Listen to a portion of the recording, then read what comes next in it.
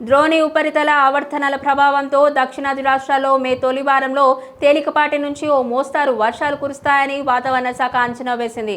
భూమధ్య రేఖకు సమీపంలో పసిఫిక్ మహాసముద్రంలో సముద్ర ఉపరితల ఉష్ణోగ్రతలు సాధారణం కంటే ఎక్కువగా ఉన్నాయి. రాబోయే నెల రోజుల్లో ఎలనీలో తటస్థంగా మారే పరిస్థితులు కనిపిస్తున్నాయి. మే మొదటి వారంలోనే సాధారణం లేదా సాధారణం కంటే ఎక్కువ వర్షాలు కురిసే అవకాశాలు కనిపిస్తున్నాయి. ఉమ్మడి అనంతపురం, చిత్తూరు, విశాఖ, విజయనగరం, శ్రీకాకుళం జిల్లాలో తేలికపాటి వానలకు అవకాశం ఉందని పేర్కొంది. అటు శని, ఆదివారాల్లో ఉత్తరాంధ్రలో పలుచోట్ల పిడుగులతో కూడిన తేలికపాటి నుంచి మోస్తారు వర్షాలు కురిసే అవకాశం ఉందని ఏపీ విపత్తుల నిర్వహణ సంస్థ ఎండీ రోనంకి కుర్మనాథ్ తెలిపారు.